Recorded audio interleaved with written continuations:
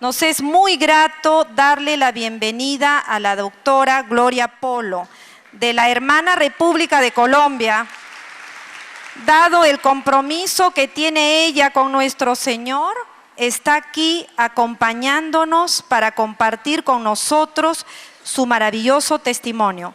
Con ustedes, la señora Gloria Polo.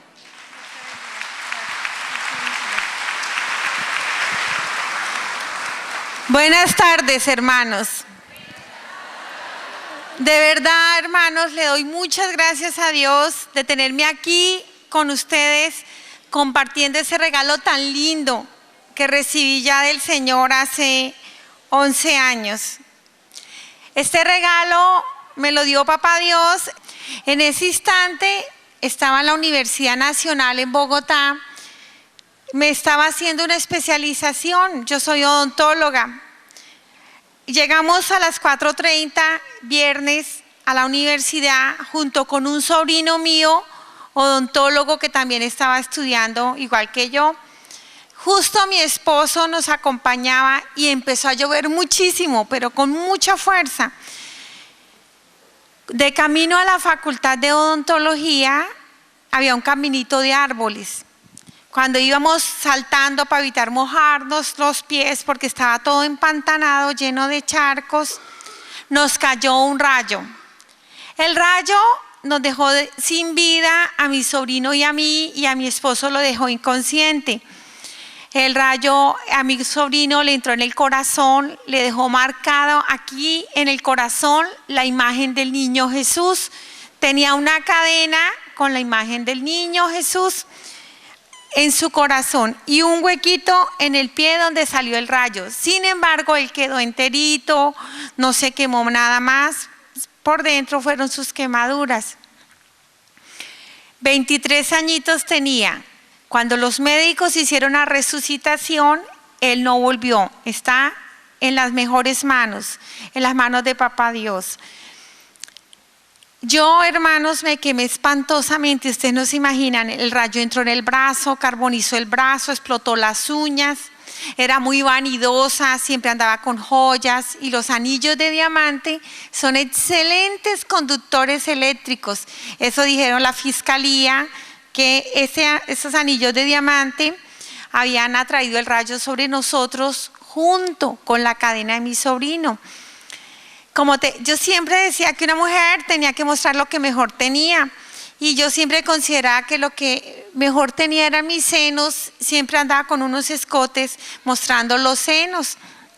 Hacía pesas, 3 y 4 horas de aeróbicos diarios, aguanté hambre toda mi vida para estar flaca, me lo llevaba entre anorexias y bulimias y dietas para adelgazar, bueno, toda esa cantidad de esclavitudes, y andaba con este escote. Llovió, entró el agua por el escote, tenía un brasier que tenía una varilla metálica. La varilla no dejó correr el agua cuando llovía y quedó el agua posada debajo de mis senos. Ahora súmenle metal, agua y la descarga eléctrica. ¿Saben qué pasó con los senos de los cuales me enorgullecía? Se quemaron todos, se les cayó la carne, se carbonizó la carne. Lo único que se salvaron de los senos fueron los pezones. De resto, todo por debajo y por encima se comió la carne. Se cayó toda mi carne, se quemó toda de mi estómago, de mi vientre, y el rayo entró en el brazo, salió en el pie. Lo que peor me quedó carbonizado, hermanos, fueron mis piernas. Como un carbón sin circulación, como un chicharrón me quedaron. Negras y con unos huecos donde se fue la carne. Se quedó sin carne en esta parte de afuera y en estas partes de adentro de mis piernas. En el interior, el rayo quemó mi hígado, lo necrosó casi todo, quemó mis pulmones, mis riñones. Tenía la famoso dispositivo intrauterino llamado té de cobre. ¿Saben qué hizo la té de cobre en mis ovarios, en mis trompas? La palabra textual de los médicos fue: las dejó como uvas pasas. Me decían, le quedaron totalmente quemadas. Quedé en paro cardíaco. Lo lindo es que estando muchísimo más grave que mi sobrino, nuestro Señor me devolvió a mí. Fíjense en tan bello el Señor, me devuelve. Mi esposo, él iba con nosotros y él quedó inconsciente y decía mi esposo que como estaba lloviendo, había mucha agua y el agua quedó llena de electricidad. Fuera de que estábamos quemados, saltábamos como cauchos. Mi esposo cuando se fue a levantar, él quedó inconsciente y cuando fue a levantar lo golpeaba la electricidad. Él trata de levantarse, no puede por la electricidad, entonces empieza a arrastrarse y cuando encuentra un árbol, allí ya no le pasaba corriente, se agarró del árbol, no entendía bien qué nos había pasado. Cuando nos ve, a nosotros saltamos. Estábamos relativamente cerca, pero con el rayo nosotros saltamos mucho más lejos, separados de él. Nos ve saltando como cauchos, botando un humo azul y totalmente oscuros, llenos de un humo azul. Ahí es cuando mi esposo entiende que nos ha caído un rayo. Él grita pidiendo auxilio. Cuando vienen a recogernos no nos podían levantar porque pasábamos corriente. Cuando nos llevan a la enfermería, los médicos hacen la reanimación y es cuando se dan cuenta que mi sobrino no vuelve, que él muere. Mi esposo le tocó quedarse en el levantamiento del cadáver. A mí me llevaron al hospital. En el hospital, el Seguro Social me anestesiaron para raspar todos los tejidos quemados. Cuando estaba en cirugía, como estaba tan grave, volví a tener un paro cardíaco por segunda vez. Cuando tengo este paro cardíaco, salen y le dicen a mi familia: miren, hemos luchado por ella muchísimo, pero está tan quemado que ni nosotros sabemos cuántas cosas más tiene quemada ella.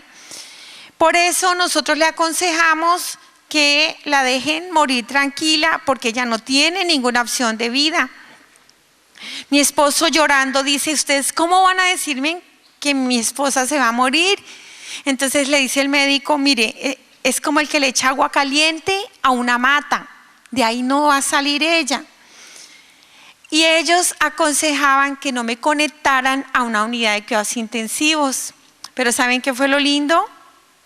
Mi familia, contra toda esperanza, mi hermana, la menor, es médico.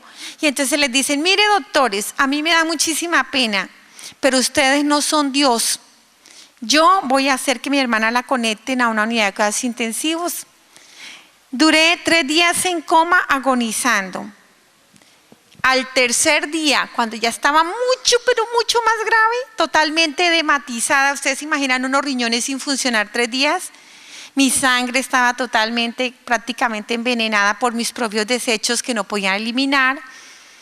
No me hacían diálisis porque me iba a morir. Y el Señor hasta el último instante permitió y me devolvió. Cuando Él me devuelve de esa agonía, de esa coma de 3 días, de inmediato mis riñones funcionaron. Al siguiente día ya estaba respirando por mí misma. Pero ¿saben qué es lo lindo, hermanos? Les voy a decir quién era Gloria Polo. Mujer feminista, defensora y abanderada del aborto, defensora y abanderada del matrimonio entre homosexuales. Defendía todo lo que estaba por fuera de la ley de Dios, pero creía que estaba haciendo bien. Eso es lo más triste. Defendía el derecho a la muerte digna. Y en ese derecho a la eutanasia, ustedes se imaginan donde yo hubiera estado consciente y a mí me hubieran dicho: ¿la conectamos? ¿Qué hubiera sido mi respuesta? No, voy a morir dignamente. Si hubiera muerto dignamente, ¿sabe dónde estaba en este instante, hermanos? En el infierno, en el infierno. Después de esto a mí me devuelven al Seguro Social porque a mí me llevaron a otro hospital. En el Seguro Social, ¿por qué? Porque era donde había pabellón de quemados para mi caso, que era muy grave. Duré mes y medio en unos dolores impresionantes que solo nuestro Señor Jesucristo de su mano los puede llevar. Porque ustedes se imaginan, yo jamás le di gracias a Dios por poder respirar. Uno cree que eso es algo que se merece. Y ¿saben qué? Necesité estar quemada y que me doliera respirar para entender qué bueno es Dios. Me dejó respirar y nunca me dolió. Podía bajar la saliva, deglutir y no me dolía. Cuando estaba quemada y me dolía bajar saliva, entendí qué bueno era Dios, porque eso también es un regalo. Nosotros somos un milagro de tantas cosas y yo, en lugar de agradecerle a Dios todas esas bondades, renegaba porque no era más alta, porque no era mona, porque no era delgada. Y al mes y medio me dicen los médicos que van a amputar las 2 piernas porque estaban sin vida. Me dicen, mire, Gloria, hemos hecho de todo, no hay nada que hacer, Gloria. Las piernas no tienen vida, no tienen circulación, hay que amputar las 2 piernas. ¿Ustedes se imaginan? Para una mujer tan orgullosa, tan soberbia, que pensaba que la voluntad del hombre lo hacía todo, que el poder mental era capaz de todo. Y me dicen, le vamos a quitar las 2 piernas. Me subieron del 5º piso al 7º piso. Cuando yo veo a una señora que le han cortado una piernita, le van a quitar la pierna más arriba. ¿Saben qué? ¿Cuáles eran mis valores? Yo tenía 2 valores básicos. Yo pensaba que la felicidad del hombre la hacía el dinero y el estudio. ¿Por qué el dinero? Porque el dinero era capaz de comprar todo, de tener el poder en las manos. Y a mí me deleitaba el poder. Y el estudio, porque yo decía que era la manera de aplastar a toda la gente bruta y sin estudio. Yo detestaba a los analfabetas. Cuando a mí me van a cortar las 2 piernas, ¿saben qué miré? Yo dije, Dios, mis piernas, Señor. ¿Cuánto valen un par de piernas? ¿Con cuánto dinero se compran 2 piernas? Ni todo el oro del mundo compra un par de piernas. Y si yo hubiera tenido el oro del mundo, hubiera dado por mis piernas si se pudieran comprar. Y en ese instante yo le dije, Señor, por favor, yo te pedí una segunda oportunidad y te doy gracias por ella. Yo te quiero pedir un favorcito, Señor. No me cortes mis piernitas, Señor. Así nunca vuelva a bailar, porque me bailaba, lo único que no me bailaba eran los entierros, cuando iban a enterrar a alguien, de resto yo me bailaba todo. Y me encantaba el baile, y me encantaban los aeróbicos y la rumba y todo esto. El Señor hace un milagro muy grande. Me devuelve la circulación de mis piernas. Por primera vez me empezaron a doler. Por primera vez sentí mis piernas. Y como pueden ver, hermanos, aquí las tengo para la gloria de Dios. Quedaron patulequitas. ¿Sí ven que ahora cojeo? Pero para la gloria de Dios camino. Ahora que doy cada pasito patuleco. En cada pasito le digo, gracias Dios. Gracias Dios.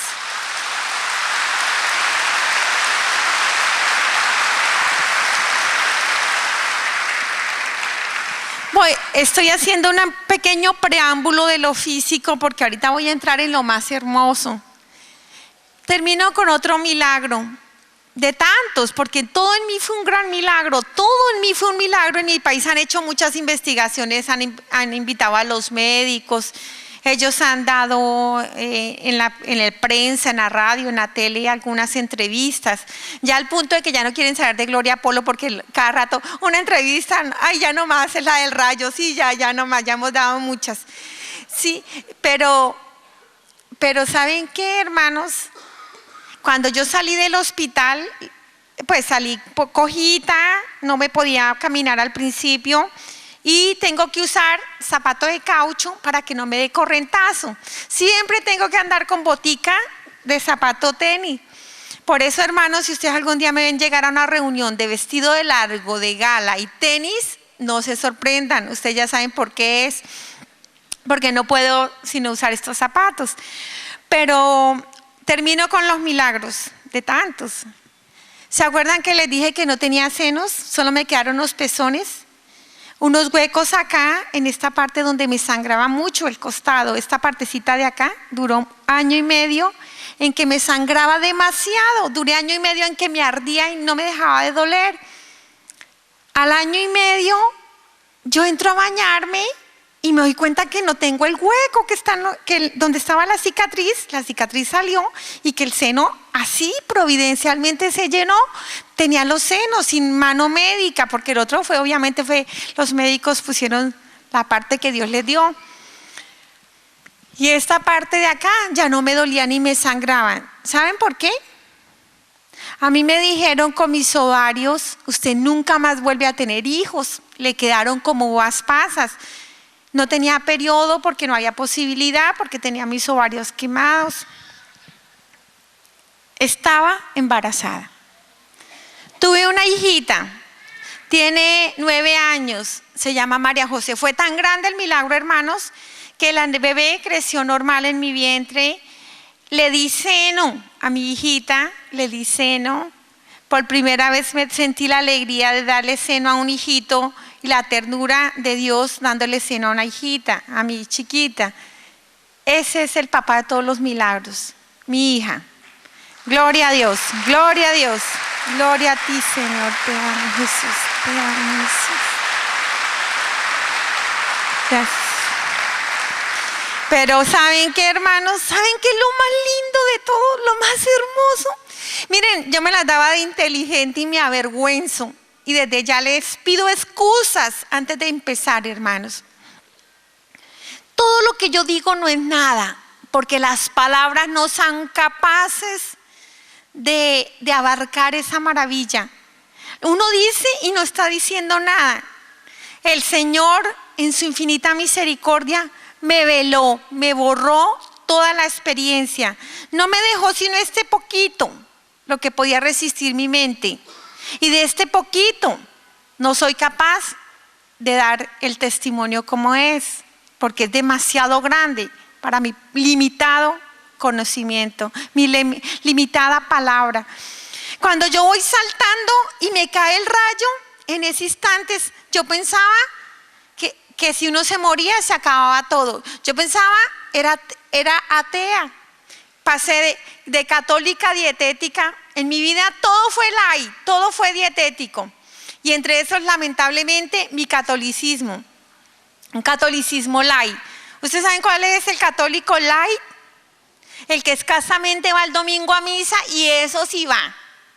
Ese era yo. Iba los domingos a misa, pero me buscaba las eucaristías más corticas. Me caminaba 1 hora de tráfico pesado, de trancón que le llaman en mi país, para encontrar una misa de 20 minutos. Cogía 1 hora y media de trancón para 20 minutos de misa. Y me gustaba así rotativa. Paraban y terminaban y seguían y seguían. Entonces yo entraba como cuando entra uno a la mitad de la película, de ahí para allá empata y después cogía con la otra y listo. Pero saliendo de la Eucaristía, ¿saben dónde caía? Hice un posgrado con el diablo. ¿Saben cuál posgrado? A los 13 años me estaban leyendo cartas. A los 14 más o menos era esclava de los horóscopos, de las energías, del poder mental, de la meditación trascendental, en el yoga, como si fuera una pila eléctrica. Me levantaba a las 3 de la mañana y es que a recoger las energías astrales. Y una cantidad de cosas.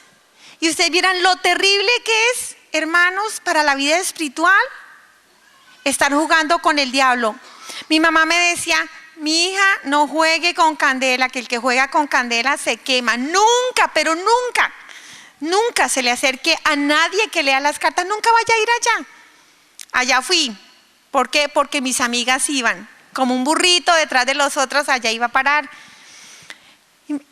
Y cuando uno se llena de tantas cosas, nunca me leí un evangelio, hermanos. Jamás me leí la palabra de Dios. Además, una feminista odia la palabra de Dios.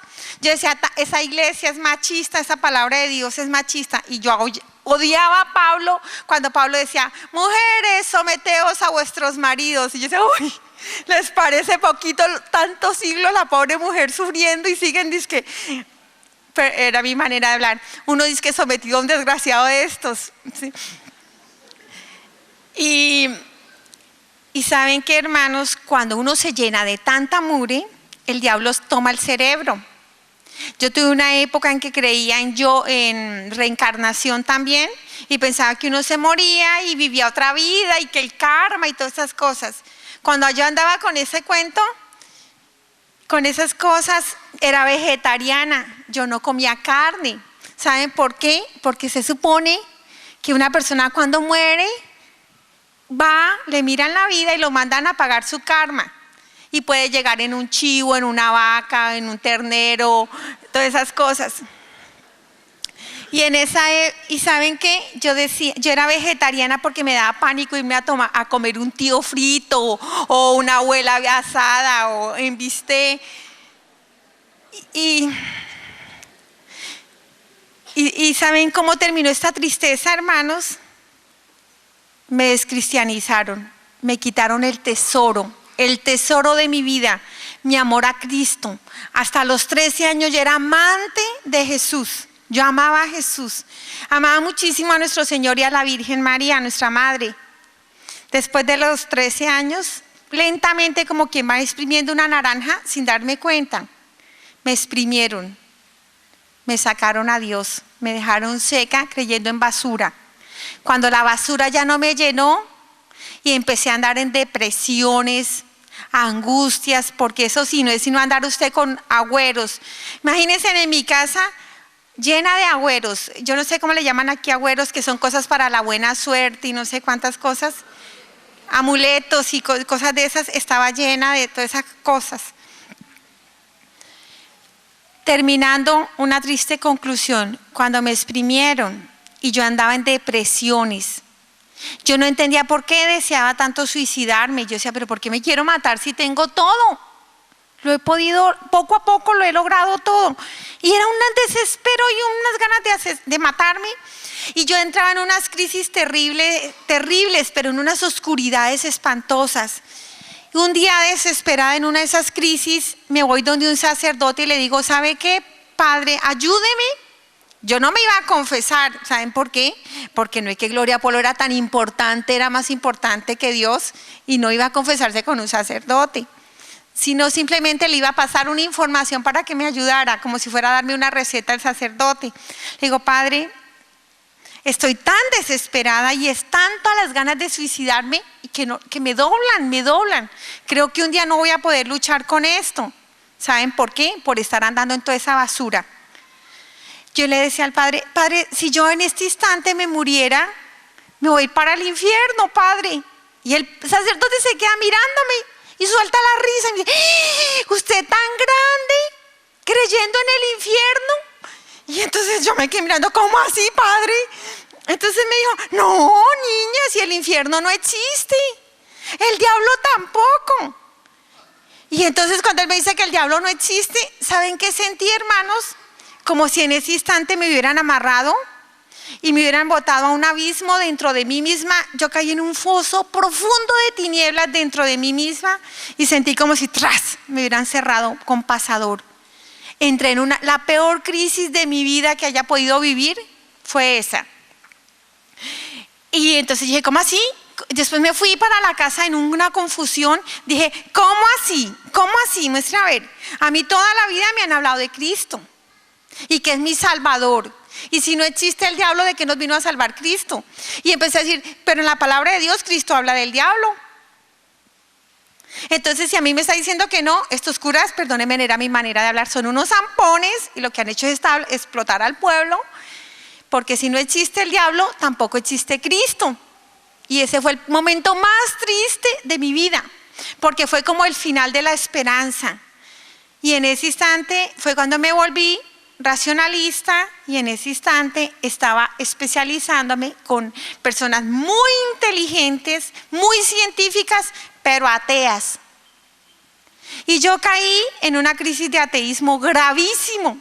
Y por fuera, con la gente, con mi familia, seguía siendo católica. Con mi familia, seguía yendo a misa. Pero por dentro, cuando yo decía, ¿yo qué hago aquí tan ridícula ya aquí con esto, esta farsa? Cuando a mí me cayó el rayo, hermanos, pensaba yo que éramos producto de una evolución y que cuando uno se moría se acababa todo.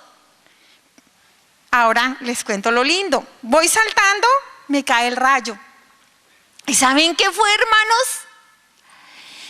Fue tan hermoso porque en ningún momento paré. En ningún momento decir, duré 20 minutos, 10 minutos sin saber de mí. No, yo voy saltando, me cae el rayo y de pronto me viene una luz infinita, en un amor infinito, en un gozo infinito, una felicidad indescriptible, una paz, un gozo. No hay palabras que pueda yo usar para ese momento. Cuando yo voy allá arriba, subiendo, vi mi cuerpo destrozado y como si el Señor me hubiera prestado sus ojos, vi a toda la humanidad, toda la creación en un instante, porque estaba libre del tiempo, libre del espacio, de toda la física, y veía toda la humanidad en un instante, pero la veía no con mis ojos paganos. ¿Saben cómo miraba yo? Está gorda, está flaca, está mal vestida, así. Mire la cara inmensa y cosas así, era mi mirada. Ahí era una mirada de un amor y una ternura. Yo miraba a todas las personas y ¿saben qué? En esa mirada preciosa trascendía la carne porque veía el interior de todas y cada una de las personas. Podía ver todos y cada uno de los pensamientos de todas las personas. Podía verle a todas las personas por dentro los pecados que le habitaban. Porque ¿saben qué, hermanos? Algo que me impresiona muchísimo. El pecado es vivo. Uno cree que el pecado es algo que no existe y que está afuera, algo inerte. No, es impresionante, pero el pecado es vivo. Y a medida que uno peca, esas cosas pavorosas entran a habitar dentro de uno. Y entre más peca uno, más y más se va llenando de esas cosas. Ver la humanidad en ese instante totalmente revestida de tinieblas, una que otra lucecita por ahí, parecen las personas que están fieles al Señor, que le buscan y que le aman, son unas lamparitas encendidas en un mundo que se está quedando en tinieblas, mirándonos a todos al tiempo. ¿Saben cómo? Si yo cuando peco me voy llenando de todas esas cosas, me vuelvo como un pantanal horrible, inmundo, un lodazal de inmundicia. Me estoy volviendo como una habitación del demonio. Y el demonio va llenándolo a uno de muchos y muchos pecados y uno se va volviendo monstruosamente perverso y horrible. Y si yo soy así, y usted también, y todos así, ¿saben qué? Estamos cogiendo la creación, la humanidad. Estamos cogiendo la imagen y semejanza de la bestia que nos habita y está llevando a la humanidad a ser bestias depravadas, asesinas de sus propios hijos. El aborto, hermanos, ha logrado bestializar a la humanidad en una velocidad así impresionante. Yo abracé a todas las personas, me daba tanta compasión, tanta. Yo los abrazaba, yo quería que la gente sintiera el amor que a mí me inundaba, pero nadie me sintió. ¿Saben quién fue la única que sintió cuando yo le abracé? Mi hijita. La que ahorita entró al convento hace como 3 años, la mayorcita, 9 añitos tenía cuando yo la abracé. Se asustó, no sintió mi abrazo. Cuando yo la abracé, y sin embargo era tanto el gozo que a mí me inundaba, que yo empecé a subir y subir. Cuando voy subiendo en esa hermosura, me encontré con todos mis parientes que estaban en la presencia de Dios, mis padres, mis abuelos, mis bisabuelos. Cuando vi a mi bisabuela, ¿saben qué pensé? Uy, me tumbaron. ¿Saben por qué? Gasté muchísimo dinero buscando a mi bisabuela porque se suponía que estaba reencarnada. Y me había hecho regresiones.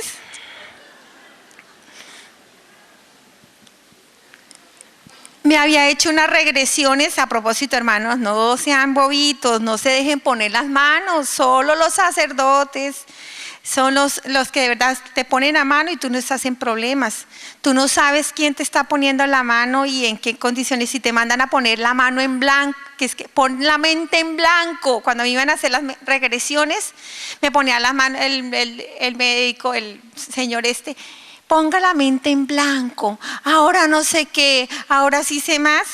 Pues por supuesto, entró el astuto en mi inconsciente y yo vi realmente proyectadas vidas anteriores. Falso, allá estaba mi abuela, por algo, mi bisabuela. No por nada, el Señor le dice el padre de la mentira al diablo.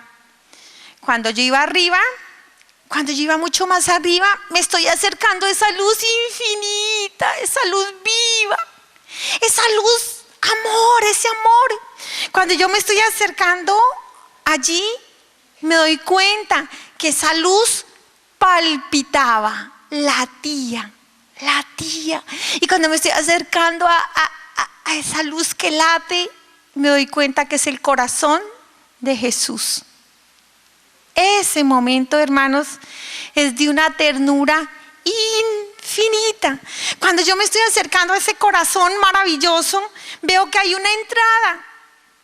Y me doy cuenta que esa entrada es una herida que tiene ese corazón. Y en esa entrada veo dos árboles hermosísimos, vivos, indescriptibles. Y en el fondo de esa entrada veo un lago de agua viva, un lago de agua viva, de un amor vivo. Es que es difícil describirlo. En ese gozo infinito, cuando yo quiero entrar, es cuando oigo la voz de mi esposo. ¿Y saben qué, hermanos? ¿Qué entendí? Que no hay otra puerta para entrar a ese jardín, sino es a través del corazón de Cristo. ¿Y saben qué es lindo? ¿Saben qué es ese corazón abierto de Cristo? La Eucaristía. ¡Qué belleza, hermanos! Ver de esa luz, de ese corazón que late, palpita, lleno de amor, y de esa herida sale como un fuego, como un mar de agua, como no sé qué describir, y así sale, y todo el mundo, todo el universo se mueve, existe y vive en ese fuego de amor del corazón de Jesús. Todos nos movemos allí en el amor, todos vivimos en el amor de Dios, en el amor que sale de su corazón. Cuando yo estoy allí, oigo la voz de mi esposo grita y me dice: Gloria, por favor, no sea cobarde, Gloria, los niños, Gloria. En ese instante se detiene mi ascenso, lo veo sangrando, lo veo llorando, y a mí me devolvieron, hermanos. ¡Qué dolor! Yo no me quería venir, no tenía voluntad, toda la vida trabajando en la voluntad de hierro. De nada me servía, me devolvieron. Pero ¿saben qué? Cuando yo vi a mi esposo llorando y gritando, me quedé mirándolo. ¿Saben qué entendí? Qué grande es el sacramento del matrimonio. Trasciende, hermanos, trasciende. Porque yo disfrutando la felicidad y oigo a mi esposo llorando y me atrae. ¿Y saben qué les digo vergonzosamente, hermanos? No porque lo amara, porque en ese instante hicimos un matrimonio tan pavoroso, vergonzosamente lo digo. Nuestro Señor lo restauró después de mi accidente, pero antes cometimos un error muy grande como pareja. Nos empezamos a faltar al respeto. Y hay algo buenísimo para matar un matrimonio, y son las palabras ofensivas, los insultos, ridiculizarse. Y siempre que nos encontrábamos, ya salíamos uno a la defensa y el otro al ataque, o los dos al ataque, para ver quién atacaba primero. Lamentablemente, ese fue el matrimonio que hicimos. Él tomaba muchísimo, era un alcohólico, porque después del accidente el Señor empezó una restauración lenta, pero muy bella en los dos. Una restauración, porque solo Dios puede hacer eso. Restaurar un amor muerto, un amor desbaratado de una pareja que termina odiándose. Yo llegué a odiar a mi esposo, lo digo vergonzosamente, llegué a odiarlo. Él también decía, yo, ¿saben qué llegué a decir, hermanos? Es el colmo, Colombia tan peligroso. En este Bogotá todos los días matan a alguien y a un borracho desgraciado de estos nunca le pasa nada. Y él también decía lo mismo, decía, qué bueno sería que cada día hubiera una cantaletosa menos en el mundo. Este mundo sería mejor. Pues ¿a quién se lo estaba diciendo? Pues a mí, por la cantaleta, por estar peleando. Por eso cuando él me llama y yo me quedé mirando, le dije, no que me odiaba tanto, pues que nos odiábamos tanto y llorando. Mi esposo decía, porque ustedes saben que el sábado él falleció. Mi esposo decía que la gente le veía todas las virtudes a los demás cuando tenía la pijama de madera, o sea, cuando ya está muerto. La pijama de madera, cuando alguien está muriendo eternamente, es cuando uno lamentablemente le reconoce todas las virtudes a las personas. Por eso, hermanos, ustedes que tienen sus parejas vivas, miren lo lindo y las virtudes que tienen las parejas. Y no nos quedemos solo viéndole los defectos, porque eso es lo que se encarga el diablo. Pues a mí me devolvieron, encontré mi cuerpo sin vida, vi a los médicos luchando para sacarme del paro cardíaco. Yo llegué y puse los pies aquí, en esta parte de mi cabeza.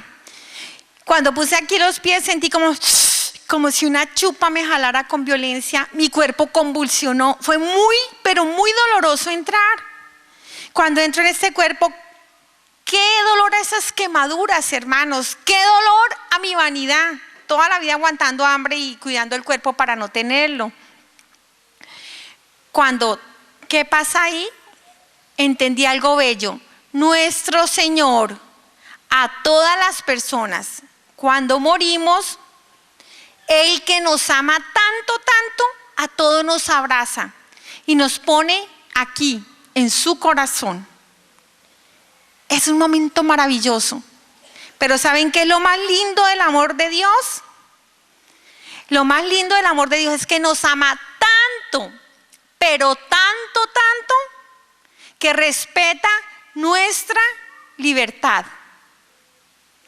Y si yo aquí en la tierra he vivido sin Dios, en la eternidad, después de ese abrazo, nuestro Señor nos entrega al papá que hemos escogido. ¿Qué significa? Hermanos, significa muy sencillo.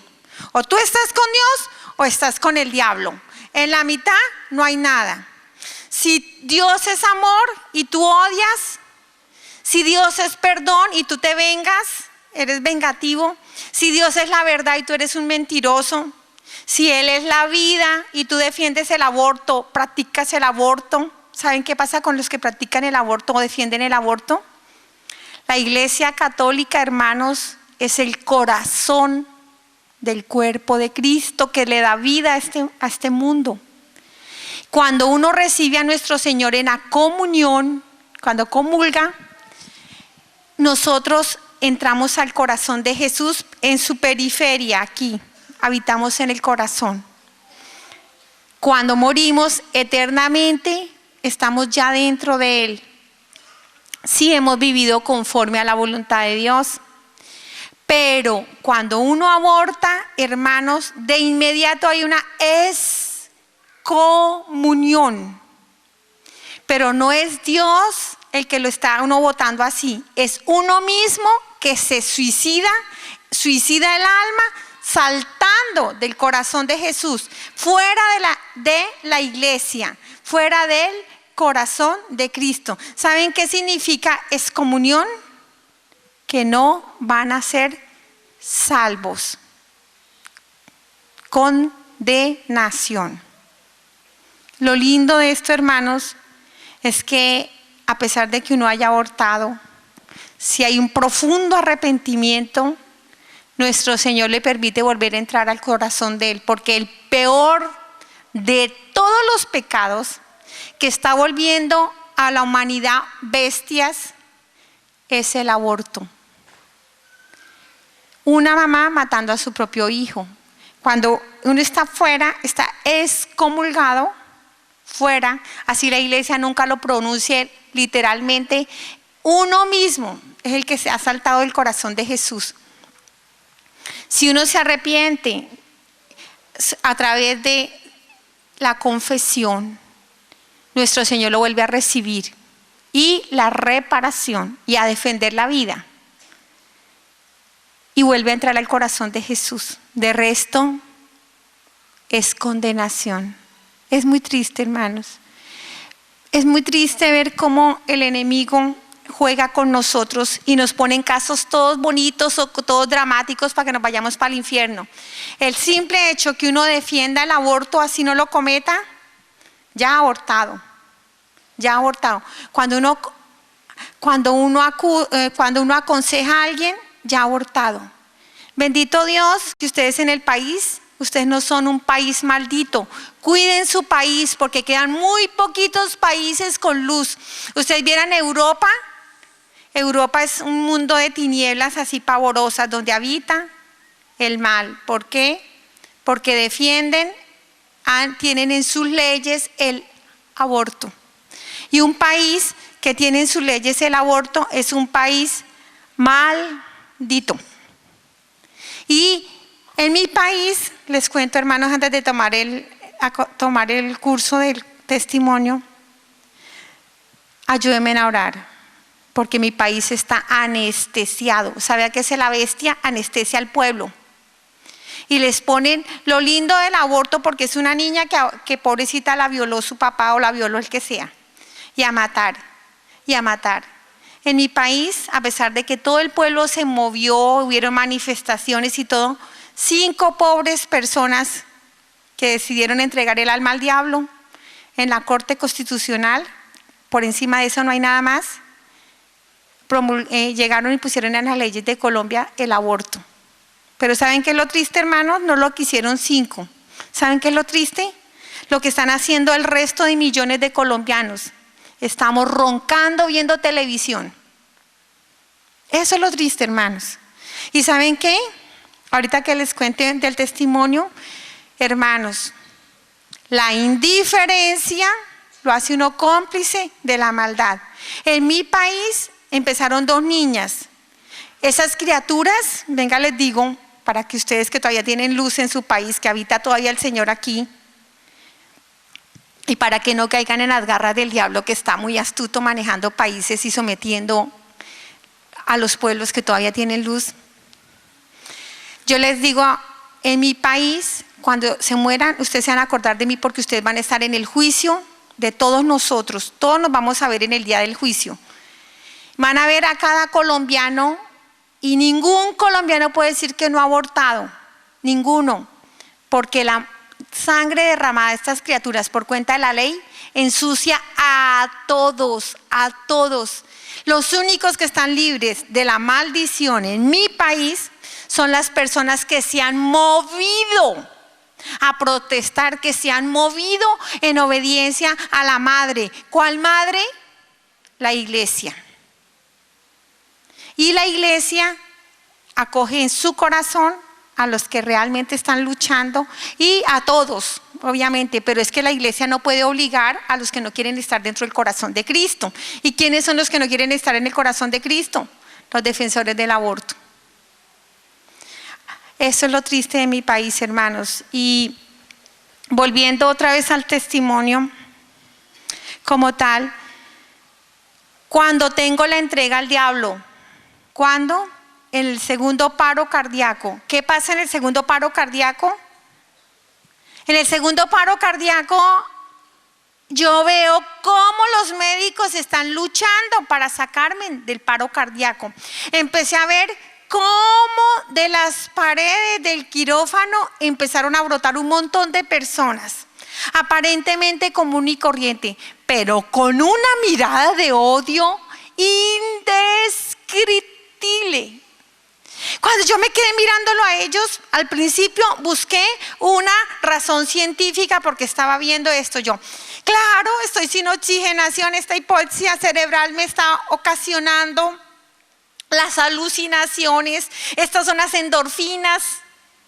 Pero en ese instante soy tomada por una sabiduría y un conocimiento y un entendimiento por encima de todo entendimiento, de manera que mi pobre proceso neural y mental no era nada. Qué pobre es el conocimiento de todos los hombres del mundo, no es nada todo el conocimiento de los hombres. En ese instante, cuando estoy llena de ese conocimiento y de esa sabiduría, me doy cuenta con horror de algo, hermanos. El pecado no es gratis. El pecado tiene su paga. La paga del pecado era yo que lo firmé, lo acepté, lo defendí y destruí muchas personas. Porque ¿saben qué es lo triste? Hubiera dicho, me pequé y qué. Eso decía yo. Si eso es mi pecado, ¿a usted qué le importa? Es mi problema. Le decía yo, una señora me dijo, ¿a usted no le da miedo de condenarse defendiendo el aborto? Y yo le dije, ¿sabe qué? Ese es mi problema, no es el suyo. ¿A usted qué le importa? Esa es mi manera, perdóneme. ¿Saben que no? ¿No es pequé y qué? Cuando uno acepta ser soldado del diablo, arrastra a muchísima gente, porque el diablo no lo recibe a uno solito. Eso es lo triste. Miren un ejemplo que es ser un buen soldado del diablo. Cuando yo defendía el aborto, ¿cuántos abortos aconsejé? ¿Cuántos abortos pagué? ¿Cuántas personas confundí? ¿Y cómo les vendí la cara de por qué había que abortar? ¿A cuántos me llevé conmigo? Cuando estaba en la brujería, ¿a cuántos me llevé conmigo? A mis hermanas, a mis sobrinas, a mis primas, a mis amigas, a mis pacientes. ¿Sí ven cómo es deficiente uno para matar almas? En ese instante, cuando veo que los pecados vienen por mí, vi todos los pecados que cometí desde los 13 años hacia adelante. ¿Por qué los 13? ¿Saben qué? Porque yo morí a los 13 años. ¿Y saben qué es morir? Morir no es lo que le pasó a mi esposo. Sí, no lo tengo, me duele, tengo un vacío, pero estoy en el gozo de saber que mi esposo está en el cielo. Él vive, él no ha muerto, él vive.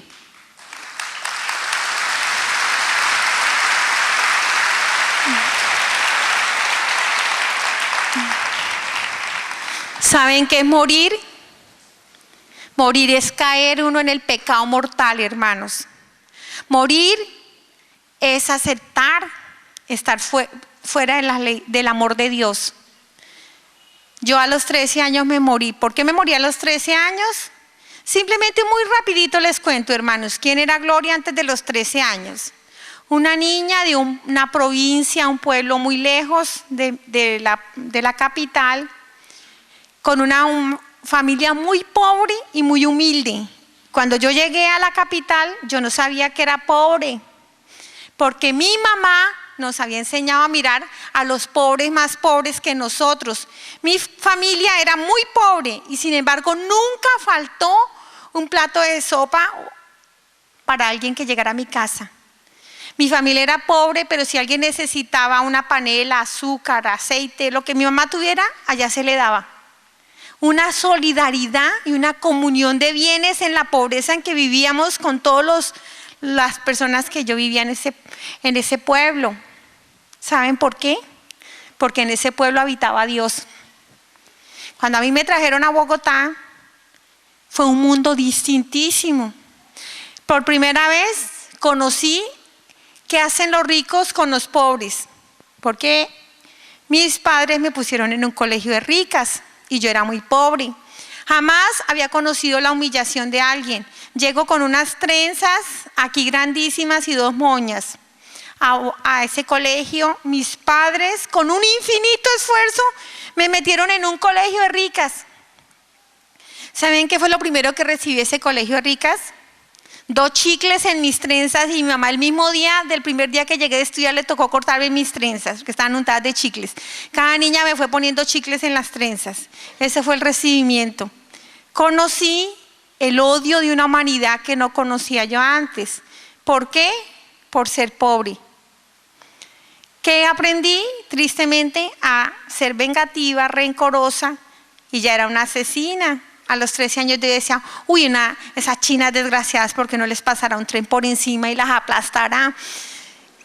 Ya, sí, y miren cómo el diablo cogió un alma bonita, una niña que le gustaba ir a visitar enfermos. Mi mamá iba a barrer la parroquia, tenía 7 hijos, no tenía lavadora, lavaba pañales, atendía a mi papá, y sin embargo le quedaba tiempo de ir a ayudar a los enfermos, de visitar a los necesitados y de irle a barrer al sacerdote de la iglesia y a dejarse la trapeada. Esa era mi mamá, y yo era igual a ella hasta que empecé a envenenarme. Pero ¿saben qué me favoreció en esa época? Que yo me confesaba, y los domingos yo me iba llorando y le contaba al Señor todo lo que me hacían las niñas, y el Señor sanaba mi corazón, hasta que al punto aprendí a vivir 3 meses en un colegio donde nadie me saludaba, donde nadie me determinaba por ser pobre. Pero cuando el diablo se da cuenta que no me pudo destruir con el odio, me usó una estrategia muy grande. Envió una niña nueva, y las niñas no se metían con las nuevas tampoco, pero esa niña tenía todo el dinero del mundo, era muy rica. ¿De quién se hizo amiga? De la pobre, de mí, porque no tenía con quién más meterse ella, o conmigo. Pues, ¿y saben qué fue lo lindo? ¿Qué fue lo lindo de esta niña? Era muy buena, tenía mucho dinero, me gastaba, me llevaba a las 11, me subía en su carro.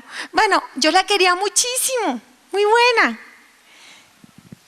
Pero cuando uno no tiene a Dios, hasta lo bueno lo usa el demonio para arrastrar almas. ¿De dónde venía mi amiga? De un hogar destruido. ¿Quién dice que el adulterio no mata? Si el papá de mi amiga se fue con una muchachita, ¿qué pasó con la esposa? Una mujer linda, preciosa. Yo nunca había visto una mujer tan hermosa hasta que conocí la mamá de mi amiga Estela. Preciosa, pero amargada. Su esposo la había dejado. Era una prostituta, porque las mujeres podemos ponerle el nombre que quieran, pero cuando nosotros entregamos nuestro cuerpo para ser un simple instrumento de placer, pues somos unas prostitutas. Pues ella era así. Tenía muchos hombres para sentirse hermosa, para sentirse halagada, y ese fue el lugar donde se levantó mi amiga. Y a la mamá le enseñó a mi amiga, tan pronto ella tuvo su primer periodo, la llevó al ginecólogo, la enseñó a planificar, y le decía: mi hijita, no sea boba, los hombres son una porquería, no valen la pena, son unos perros. Ellos, hay que desquitarse, usted tiene que gozarse de los hombres, pero nunca se enamore. Pues esa fue la amiga, muy buena, pero venía de un hogar descompuesto y era ya una niña prostituta. Cuando ella me empieza a contar sus experiencias sexuales, que se ha acostado con su amigo, con su primo, cuando tiene toda una cantidad de cosas, pobrecita, pues yo era toda aterrada y emocionada, porque eso todo era nuevo para mí. Me empezaron a vender el pecado, lo malo como bueno. Esa es una estrategia. Por eso ahorita, antes lo hacían en individual, ahora se hace colectivo. A uno le venden el aborto como bueno, le venden la eutanasia como bueno. Y ese es masivamente como cae uno, masivamente.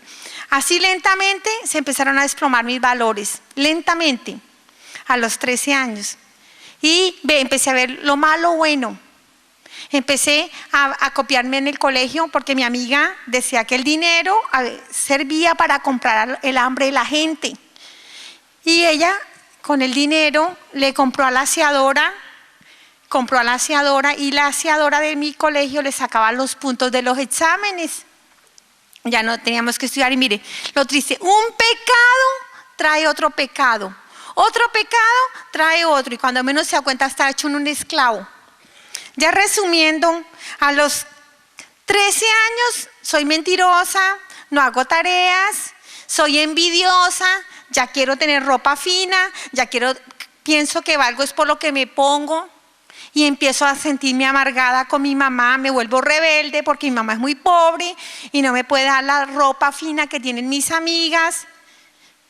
Y lo más triste, mis amigas empiezan encima mío. ¿Qué problema? Porque yo era virgen.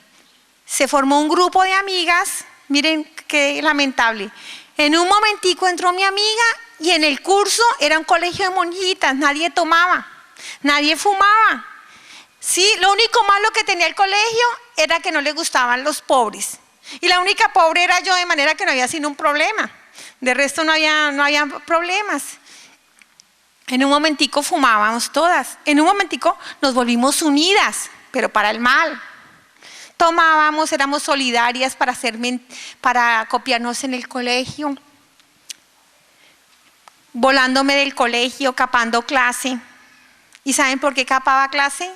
A mí me daba miedo. Y me decían, ¿qué? ¿Se acobardó?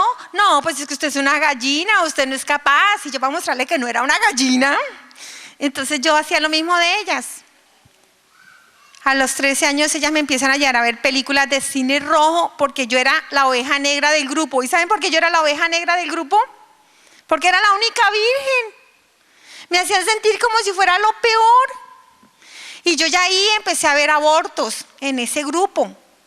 Y empecé, lo más triste, cuando uno se empieza a dañar, hermanos, a descomponer, todo se viene encima. Ella nos llevó, mi amiga Estela, a la brujería. Ella siempre me gastaba. Yo decía, yo no tengo dinero. Y ella me decía, fresca que yo le gasto. Pero ¿saben qué? De todo ese paquete de pecados, cuando yo morí, ¿saben qué fue lo más triste? Lo más astuto que hizo el diablo a los 13 años, me sacó de la confesión sacramental. Eso sí que es astucia. Eso sí que es astucia. ¿Saben qué decía yo a los 13 años? Yo no me confieso con un hombre más malo que yo. Háganme el favor. Yo decía, yo irme a confesar con un homosexual, un ladrón, un ampón, ¿eran mis palabras? No. Eran las palabras de mi amiga. ¿A quién se las oí? A mi amiga Estela. ¿Eran las palabras de la amiga de ella? No. ¿De quién eran las palabras? De Satanás, del diablo. Y uno como un bobito anda repitiendo y haciendo lo que le pone uno a decir. Por eso los pecados salieron a recogerme desde mi última confesión sacramental hacia adelante. Hacia atrás no había nada, nada. Cuando yo veo que vienen por mí, ustedes no se imaginan el horror que yo sentí. Yo salí corriendo aterrorizada. Yo quería huir. No sé en qué instante atravesé la pared del quirófano. Cuando yo atravesé la pared del quirófano fue así, ¡chas!, un salto al vacío. Entré como en unas celdas, laberintos, cárceles. Es muy difícil ponerle una imagen a esto porque es vivo. En esas celdas había muchísima gente. Al principio había mucha, pero mucha luz. Las personas que estaban arriba estaban hermosísimas. Sus vestiduras como un sol, blancas, hermosas. ¿Saben qué me di cuenta, hermanos?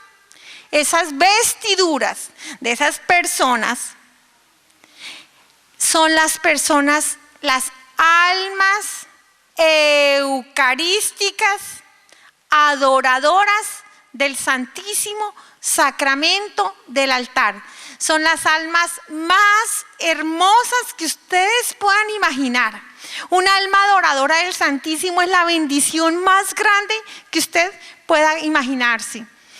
El alma, uno, como si fuera unos huequitos, como si uno tuviera huequitos. Y cada vez que recibe uno a nuestro Señor, su cuerpo y su sangre entra dentro de nosotros. Y empezamos sobre nuestra miseria. Empieza a circular la sangre de Jesús. Y si usted convulga, usted también está circulando la sangre de Jesús. Y nos une el Espíritu Santo. Y desde ahí, esa unidad de todos los católicos, fluye el amor y el deseo de estos católicos, deseando que la humanidad se salve, que todos nos convirtamos, y un amor muy grande para trabajar por el reino. Estaban allí esas personas eucarísticas, bellísimas. Estaban vestidas del Cordero de Dios. Cuando yo vi a mi mamá ahí, me dio una alegría. Mi mamá ya había fallecido. Me di cuenta que ella estaba allí porque fue una mujer eucarística, adoradora del Santísimo. Y me di cuenta de algo lindo, hermanos. Mi mamá no era una loca. Yo pensaba que mi mamá era una loca. Yo, ¿saben qué decía? Uy, sí soy de malas. Tengo una vieja pasada de moda. Todo es pecado. Es la mamá de Pedro Picapiedra. Yo decía a mi mamá, me va a dejar morir solterona. A los 13 años creía que me iba a morir solterona. Dije, no me deja ir a bailar, no me deja ir con mis amigas, no me deja ir ni siquiera a los paseos. Y yo decía, tan de malas. Además, como mis valores era el dinero y mi mamá era bien pobre y con cuarto de primaria, yo le decía a mi mamá, mamá, si yo hubiera tenido su vida, me hubiera pegado un tiro. Ni tiene dinero, ni tiene estudio. Para rematear, tiene un marido borracho que le ha puesto los cachos por todos lados, porque mi papá era muy mujeriego. Tenía muchas mujeres. Y yo le decía a mamá, y usted se pone a mirar a usted, ¿quién la quiere? Nadie, todo el mundo se aprovecha de usted, pero a usted nadie la quiere, mamá. Todo el mundo es, mamá, páseme, mamá, deme, pero ¿quién dice, mamá, cómo amaneció? De manera que yo veo a la vida suya y de verdad que usted no vino a nada. Mi mamá, cuando sí, no hablaba mucho, ¿saben? Solo decía así. Cuando ella ponía el dedo acá, yo odiaba que pusiera el dedo acá, en la boca. ¿Sabe qué significaba? Cállese, mija, no deje que el diablo hable en su boca. Ay, y cada rato me hacía así, que me callara. Y me dice mamá, ¿sabe qué, mija? Yo vine a la vida a ser feliz y soy muy, pero muy feliz. Porque la felicidad no la hace el dinero, mija, ni el estudio. Hay que estudiar, pero el estudio no le va a dar la felicidad. Y mucho menos, decimos, pobrecita las personas que creen que el esposo o la esposa los va a hacer felices. Porque ningún ser humano tiene la capacidad de dar la felicidad. Mamá decía, la felicidad la da el apasionarse, enamorarse locamente, perdidamente de Jesús. Dice mamá, yo estoy locamente enamorada de Jesús. Dice mamá, gracias a Dios y al sufrimiento que tuve con mi esposo, con sus borracheras y con que era mujeriego, yo doblé rodilla debajo del Santísimo Sacramento del altar. Y gracias a eso yo, avergonzada, digo, le cuento, mi hija, yo me fui para que me convirtiera en mi marido, pero ahí me enamoré de Jesús. Decía mi mamá, y él viene y me arrebata y me lleva entre sus brazos y yo siento un gozo infinito y mi corazón, un fuego de amor y me crece y yo siento que mi alma crece y crece y crece de amor y yo amo y amo y amo y amo cada día más. Yo decía, está loca, mi mamá es una loca, ¿cómo que es que le va a tener un fuego aquí, que el alma le está creciendo y todas esas cosas? Para mí mi mamá era una loca. Ahí me di cuenta que no era ninguna loca. Estaba llena del amor de Dios. Se volvió un vasito y el Señor fue llenándola y llenándola de más y más amor. Por eso ella derramaba amor. La paz que se sentía uno al pie de mi mamá, el amor y la ternura que ella daba. Y no era capaz de hacerle daño a nadie, a pesar de que a ella le hacían mucho daño. Yo no me pude quedar con mi mamá porque yo seguí bajando. Cuando yo voy bajando, A medida que iba bajando, las personas se iban poniendo más oscuras, se iban deformando, se iban desfigurando. Pobrecita las personas que hablan de los demás.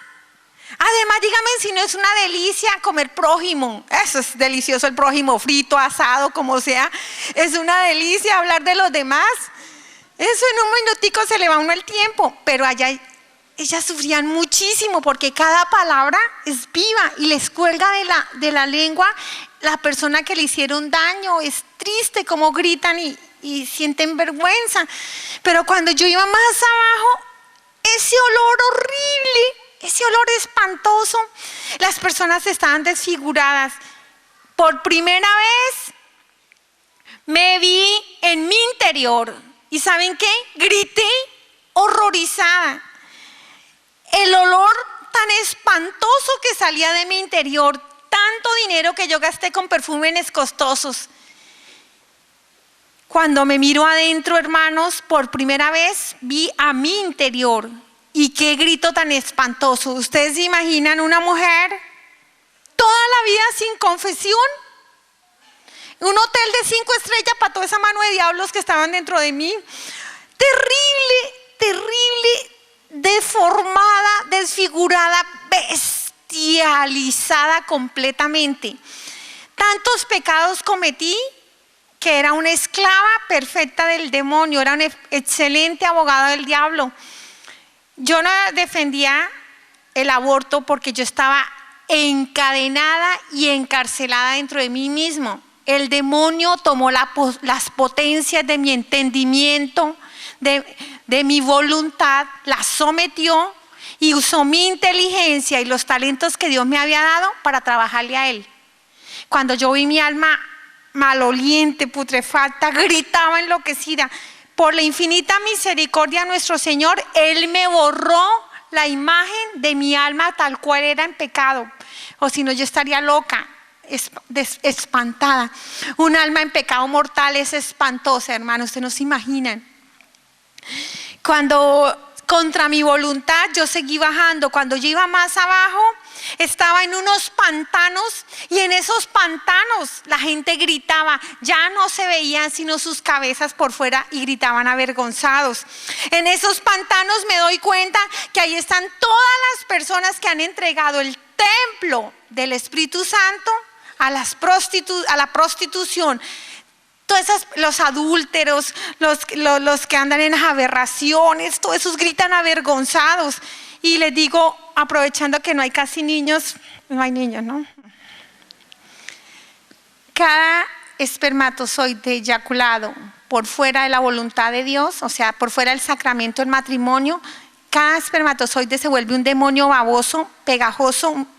Yo no sé cómo se llaman, yo le llamo larvas, que tienen la misión de ese espermatozoide que salió de ahí en pecado, tiene la misión de destruir al que está al lado y al que está al lado y al que está al lado. Ustedes no se imaginan la potencia del demonio, cómo toma de poder para hacer esclava a la humanidad de sus instintos y volver a las personas netamente genitales que creen que vienen al mundo simplemente a ser esclavos de sus genitales.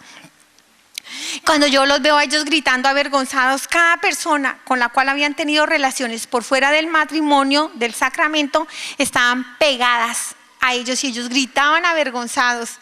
Ese era el lodazal, ese era el lodazal.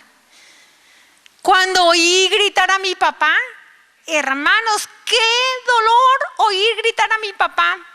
Cuando yo oigo gritar a mi papá y le digo a mi papi, papi, ¿usted qué hace aquí? Mi papá lloraba y decía, mi hija, el adulterio, mi hija, el adulterio. Mi papá acá decía que ser adúltero no era pecado, que pecado, decía mi papá, si fuera pecado, Dios no me manda con tantas hormonas y con tantas ganas, pero Dios me hizo así. Entonces, ¿qué va a ser pecado si todo lo que hace Dios es perfecto? Decía mi papá era un hombre muy machista y él tenía muchísimas mujeres. Decía mi papá, pecado es desaprovechar a las mujeres. Porque, decía mi papá, porque las mujeres ya no se llaman mujeres. Las mujeres se volvieron unas cualquieras. Ellas nada más con una chocolatinita o una florecita y ya están en la cama. Decía mi papá, las mujeres no valen nada, son unas sinvergüenzas. Decía mi papá, lástima, porque en mi época sí habían mujeres.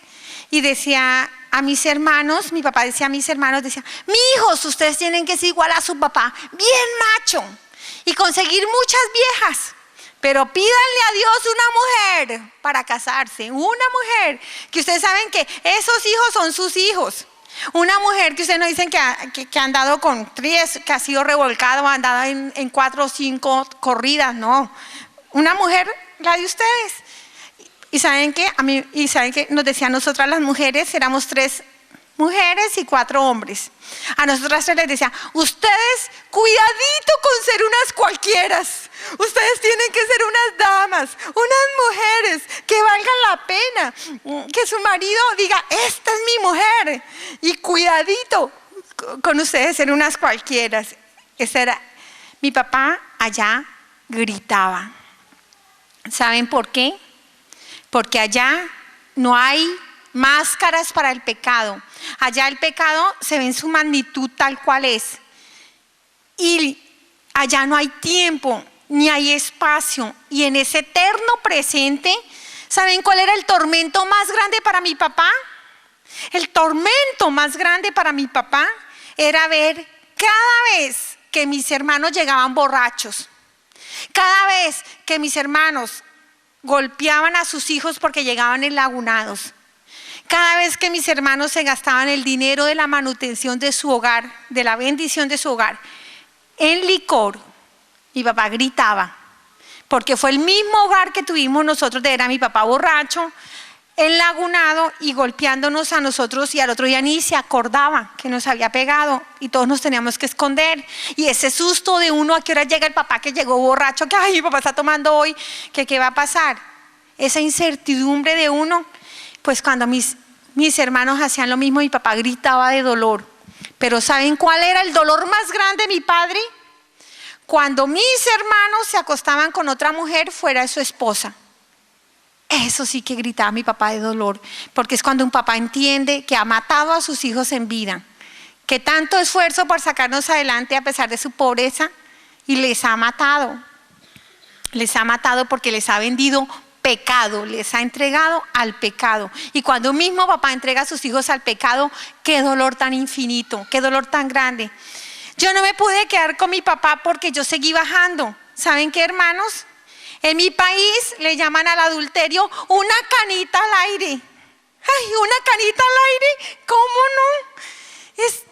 El adulterio es un pecado terrible que va contra la Santísima Trinidad. Es un pecado pavorosísimo. Y de 10 mandamientos, 10. Eso no es, padre, acúseme una canita al aire. ¿Cómo no? Tiene una magnitud impresionante y un daño a la creación, el adulterio. Cuando yo me iba bajando, porque no me pude quedar con mi papá, ¿saben qué decía mi papá? Gracias, Señor, gracias. Gracias a esos 38 años de oración de esa santa mujer que tú me diste por esposa. Gracias a esos 38 años, yo me he salvado. Mi mamá oró por mi papá 38 años. ¿Ustedes sí creen en orar 38 años? Yo decía, no, imposible. Mi mamá, cuando yo le decía, mamá, no sea mensa, consígase otro, no se deje. Mire, mamá, usted no le caben más cachos por mensa. Mire, si usted, con una que le haga a mi papá se ajuicia. Y mi mamá siempre me hacía callar, la verdad. Y mi mamá me decía, mija, ¿usted cree que yo ensuciaría este templo? ¿Usted cree que yo pondría en peligro un minutito el amor que yo siento aquí por Dios? Ni con una mirada soy capaz de levantarle a otro hombre, no por miedo, sino porque amo tanto a Dios que no quiero ofenderlo. Y yo soy feliz, mija. Soy feliz y confío en Dios. Soy feliz porque aquí tengo la felicidad. Dios. Y yo confío en Dios y yo soy cariñosa porque yo detestaba que mi mamá fuera tan cariñosa con mi papá. Llegaba mi papá, mi hijita, las chancletas, un caldito, un tintico, un cafecito. Yo decía, uy, no, que yo decía a mi mamá, lo peor, no tiene dignidad. Y decía, mamá, es que yo estoy llorando, porque si usted me dice que yo me separe, si yo me separo, ¿quién va a orar para que mi marido se salve? ¿Cómo puede decir uno que disfruta el amor de Dios si uno no quiere que los demás disfruten del amor de Dios? ¿Cómo voy a ser feliz sabiendo que su papá está habitando en el infierno? Mi mamá se arrodillaba en cruz delante del Santísimo y podía durar horas enteras así, quedaba anestesiada, así, con los brazos extendidos. Y decía, ya se la fumó verde mi mamá, ya se la fumó verde, porque quedaba anestesiada. Y mamá decía que el Señor la arrebataba. Y ella me decía que la primera vez que el Señor la arrebató, le mostró que mi papá estaba viviendo en vida en el infierno y que los demonios lo tenían encadenado y que mi papá no tenía libertad. Y por eso mi pobre padre me venía en esa esclavitud. Y dice mi mamá que cuando el Señor la llevó al infierno y le mostró a mi papá eso, ella en ese instante, ella era de Rosario y ella se dio cuenta que el rosario de ella salía mucho a luz y fuego de su rosario, como un fuego hermoso, como un fuego azul. Y ella dice que ella cogió el rosario y él mismo agarró a mi papá. Y dice mi mamá que cuando vio unos hombres, agarró a esos hombres que ¿cómo habían de adúlteros? Y dice, yo metí unos. Cuando dice mi mamá, pero ¿saben qué vi mi hija? Vi a la Virgen María corriendo y me metía más hombres entre ese rosario. Y decía mamá, y dice, y entre la Virgen y yo tenemos todos estos hombres aquí, mija, y aquí está su papá escoltado en este rosario. Todos los días el diablo viene a pelearme para que yo lo suelte de este rosario. Y yo se lo llevo al Señor, al Santísimo, y digo, Señor, yo confío en ti. No sé cuándo, porque es tu asunto. Yo, ¿quién soy para decirte cuándo? Yo solo te quiero pedir un favor, Señor. No me dejes morir sin ver la conversión de mi esposo. 8 años antes de morir mi papá se arrepintió, dejó de ser mujeriego y tromatrago y todas esas cosas, hizo un cambio de vida. Mi mamá lloraba de la alegría y yo decía, qué chiste, ya cuchito, ya pa' qué, ya. Saben que si ni siquiera con mi papá me pude quedar porque no tenía voluntad, y yo seguí bajando, y cuando fui bajando llegué a una parte plana pero muy oscura, terriblemente oscura. Y en ese instante se abrió una boca viva se abre y yo me voy de cabeza en ese hueco. Cuando yo me estoy yendo de cabeza en ese hueco, gritaba enloquecida. Gritaba porque yo sabía que ni siquiera me iba a quedar en esa boca, sino que más abajo había otra boca, y que esa boca se iba a abrir, y si se abría esa boca, ya era el final, no de la muerte de mi carne, sino el final de la esperanza, la condenación. Y cuando yo estoy entrando cuando yo estoy yendo ahí, en esa boca, me chupó así, y yo me fui de cabeza en ese hueco, yo gritaba enloquecida. Gracias a Dios me cogieron de los pies, mi cuerpo quedó adentro y me tenían aquí arriba. De inmediato se saltaron sobre mí un montón de sanguijuelas como si fueran larvas, se pegaban sobre mí y gritaba yo enloquecida. Me quemaban, no había candela, hermanos, no había candela, pero el odio vivo quema. El odio vivo es impresionante. Esas criaturas eran un odio vivo, unas tinieblas vivas. Cuando yo estoy ahí, por primera vez me empezaron a quemar los pecados que habitaban dentro de mí, y yo me quemaba por dentro con los pecados que tenía, y me quemaba con las cosas que tenía encima. En ese momento de horror, ¿saben qué? Lo espantoso no eran esas criaturas. Lo más espantoso era no sentir ni un poquitico el amor de Dios. Eso era lo espantoso. Esa añoranza que le queda a uno del amor de Dios y no sentirlo. Entonces yo empecé a gritar allá, desesperada, almas del purgatorio, no tenía de atea ni el nombre, sáquenme de aquí. Cuando yo le grito a las almas del purgatorio, empecé a oír cómo rechinaban los dientes, cómo lloraban, cómo gemían, millares y millares de personas que salían de ese pantano. Cuando yo los veo ahí, gritando, me di cuenta con mucho dolor que ahí estaban todas las personas que se habían suicidado y estaban esperando el tiempo que dejaron de vivir para pasar por lo que yo iba a pasar allí. Cuando yo las veo a ellas, empecé a gritar. Primero empecé a defender mis derechos. Por favor, sáquenme de aquí. Yo iba derechito para el cielo. Es el colmo que yo esté por aquí. Y después empiezo a gritar. Yo nunca he robado, yo nunca he matado, yo a nadie le hacía daño. Yo le daba mercado a los pobres y sacaba muelas gratis a los necesitados.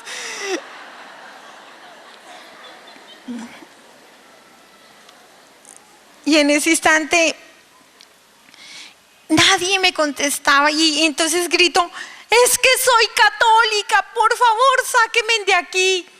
Cuando grito que soy católica, vi unas escaleritas y una luz encima del hueco. Yo estaba así y encima del hueco unas escaleritas encima con luz.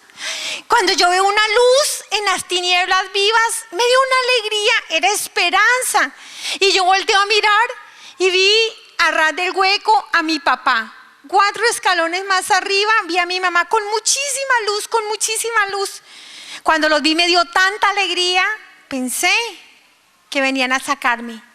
Y yo empecé a gritarle, papito, mamita, por favor, sáquenme de aquí. Cuando yo le grito a ellos que me saquen de ahí, ellos bajan la vista y si hubieran visto el dolor tan grande de los ojos de mis padres. Mi papá pone sus manos aquí, aprieta y dice, no, Señor, mi hijita no, Señor. Mi mamá no lloraba, nada le quitaba la paz de su rostro, pero ella me miraba con dolor en sus ojos, era donde lo único dolor que se le viera en sus ojos. Levantaba los ojos, oraba y volvía y me miraba. Yo me di cuenta que ellos no me podían sacar, pero me di cuenta de algo, hermanos, y acuérdense de mí cuando ustedes estén allá. Acuérdense, todos los papás, todos los papás le vamos a responder a nuestro Señor qué hogar le hemos dado a nuestros hijos. Todos los papás. Yo tan feminista, por primera vez me alegré de no ser hombre. ¿Cómo les toca de tremendo a los hombres darle cuentas al Señor como padres? Porque un papá, al menos en mi país, el papá cree que ser papá es el que trabaja muchísimo, muchísimo y el que lleva la comida a la casa y el que le paga el estudio a los hijos y que se lo pasa viendo televisión, viendo partidos y haciéndole al muchachito así un momentico y ya, pare de contar. Pues ¿saben qué? A un papá le preguntan tantísimo. A mi padre le preguntaron, ¿por qué yo no amaba a Dios? ¿Por qué no me enseñó a orar? ¿Por qué no me bendijo? ¿Por qué no me acompañó en mi vida, en mis experiencias del día por día, direccionando día a día las experiencias? ¿Por qué no había ganado mi confianza y en el ratito de la noche, cuando ya teníamos tiempo, cuando le decían, ¿por qué no te arrodillaste en el lecho de tu hija? Y mientras le sobabas la cabeza y le bendecías, le preguntaba las experiencias del día para haberle ido direccionando su vida. ¿Por qué ella no conoce de Dios? ¿Por qué tú nunca le enseñaste a orar? ¿Por qué tú no viviste los mandamientos? Pero ¿saben qué es lo lindo? Lo más lindo que le puede dar un papá a su hijo, lo más lindo, ¿saben qué es? El sacramento del matrimonio. Y eso sí nos lo dieron nuestros padres. Mis padres nos dieron el santo sacramento del matrimonio. Uno cree que es lo mismo un hijo sacramental a un hijo no sacramental. No, no es lo mismo, hermanos, no es lo mismo. Es un don muy maravilloso tener a Dios en la casa. Cuando yo veo a mis padres que lo primero que le muestran es que yo nací en un lecho y en un lecho lleno del fuego del Espíritu Santo, y ese lecho del fuego del Espíritu Santo se lo dieron a ellos por el matrimonio. Y vi cómo mis padres se casaron, y cuando ellos vinieron buscaron a Dios. Cuando dijeron que iban a ser fieles en la salud y en la enfermedad, no se lo dijeron al sacerdote. En mi país le dicen al cura, no se lo dijeron al cura, se lo dijeron a Dios. ¿Saben quién fueron los testigos? Papá Dios, el Espíritu Santo y Jesús, nada más. Ellos son los testigos, casi nada.